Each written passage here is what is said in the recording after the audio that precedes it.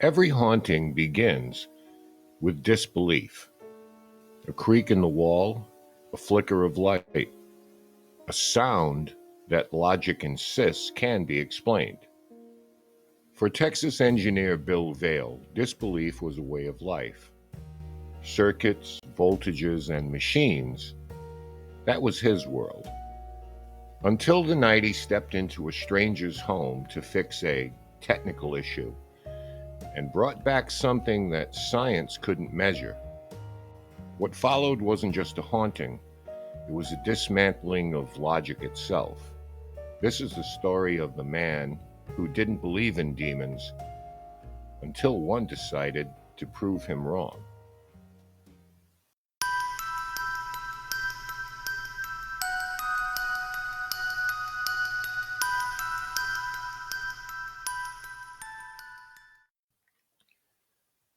Bill Vaile was a skeptic by trade, a man whose life had revolved around engineering and technology, someone who trusted data, read waveforms, and thought problems could be solved with method and patience.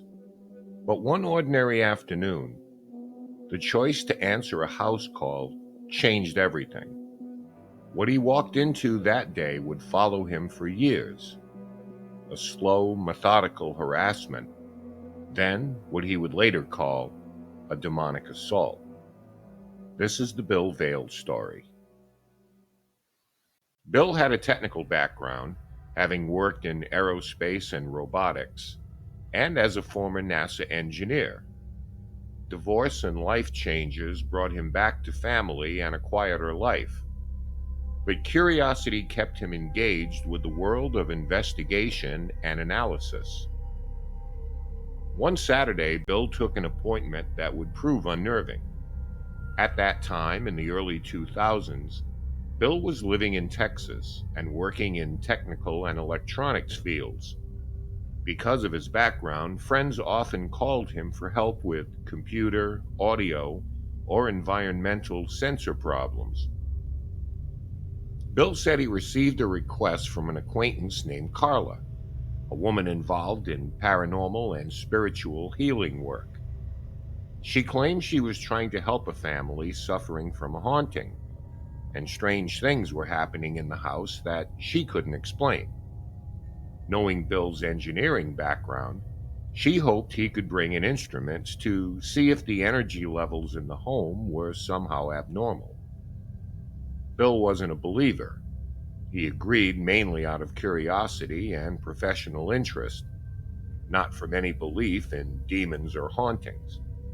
When he arrived, Bill expected to walk into a house where someone wanted their wiring checked, but instead he walked into a home where a woman stood above a small group, hands hovering over them as if forcing something out. She was commanding something to leave, an exorcism in progress. Bill's instruments registered anomalous readings. His intuition told him to leave. So he did leave, but he didn't escape. Within the first 24 to 48 hours after the house visit, strange events began as small curiosities then escalated. Bill reported seeing movement in empty rooms and late-night crashes that had no natural cause. He and his brother Bob both experienced object impacts. Bob describes a closet incident where something hit his leg and then struck him in the face. Bill described this as the very first sign that something had followed him home. Lights flickered and dimmed even when breakers were stable.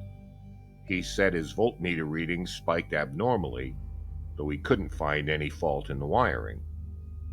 Computer monitors turned on and off by themselves, and files appeared corrupted. His garage door opened on its own in the middle of the night, multiple times, even after he disconnected the power. Television static bursts were another constant. He'd turn on the TV, and instead of the normal channel, there would be loud static and then what sounded like fake voices. Bill interpreted these as technological harassment. as though something was using his own field of expertise against him. The events weren't only felt, they were also seen. One night while watching television, Bill, Bob, and his sister-in-law Cindy watched a small figure run across the dining room and described it with nearly identical words.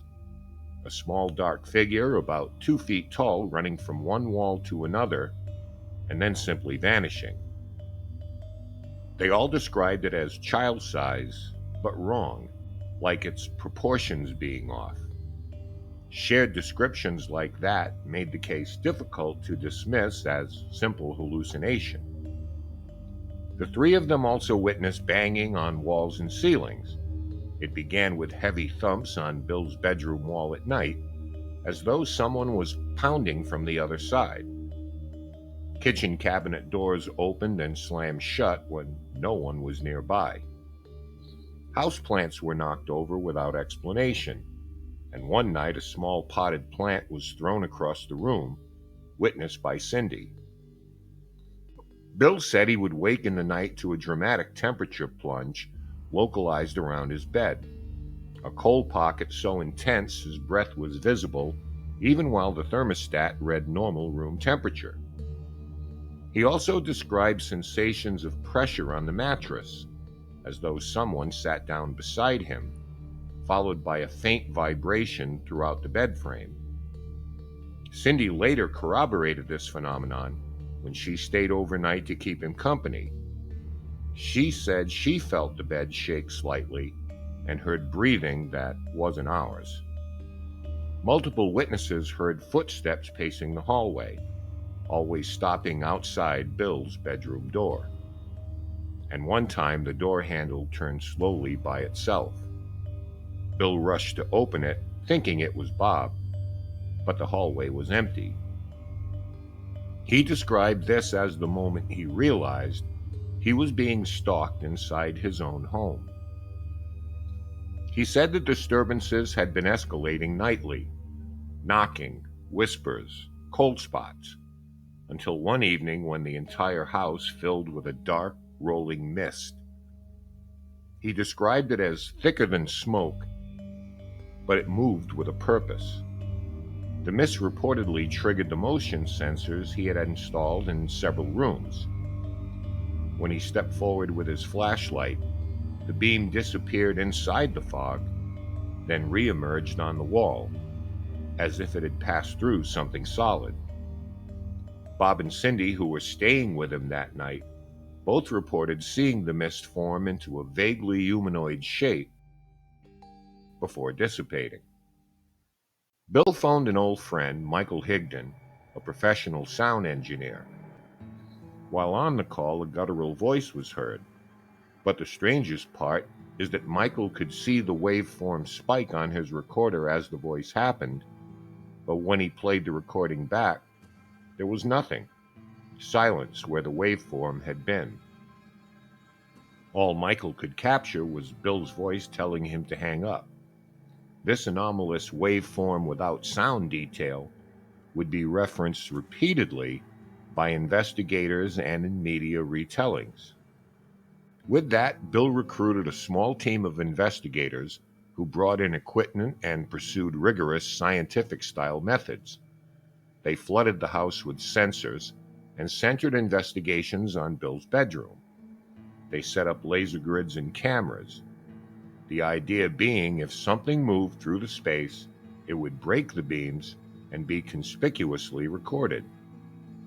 During an EVP session, one of the investigators left and later reported that a laser beam had moved on its own. Footage later showed a mist gathering in the laser grid area. Investigators who reviewed audio reported hearing a voice say, "Put it back, he's coming," followed by an impact sound, audio that the team believed coincided with the laser activity. Then came what Bill called the worst night of the haunting. He was alone when the walls began pounding, first in the hallway, then in the ceiling directly above him. Moments later, the temperature dropped so rapidly that he could see his breath. He opened his eyes and saw a tall, solid black figure standing at the foot of his bed. He estimated it to be 6 feet tall, humanoid but with shapeless features. It advanced slowly toward him without visible legs moving. Bill felt overwhelming pressure on his chest and a metallic taste in his mouth. He tried to shout, but said he couldn't move. When he finally managed to turn on the bedside lamp, the figure was gone. Yet the imprint of 2 large hand-shaped marks remained on his forearms, which Bob later photographed. Bill nicknamed this entity the General, believing it was the leader of the smaller shadow figures that had been tormenting the house. The next night, Bill called Michael Higdon again.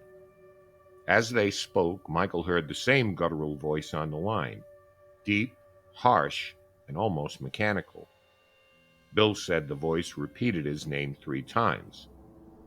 The waveform monitor spiked again, but once more, the audio segment was blank when played back. Desperate, Bill called clergy from a local church. A visiting pastor performed a house blessing, read scripture, and sprinkled holy water through each room. The activity paused for about a week, then returned even stronger. Bill also experimented with sage smudging and played continuous gospel music through the night. During one of these sessions, he said the stereo turned itself off, and a deep voice from the corner of the room muttered, "Stop that." After months of intermittent attacks, Bill moved out. He said the manifestation slowly faded once he left the property. When investigators returned some weeks later, the house was silent. Bill concluded that whatever attached to him had lost interest once he abandoned the environment where it first appeared. However, he does claim to occasionally feel its presence even years later.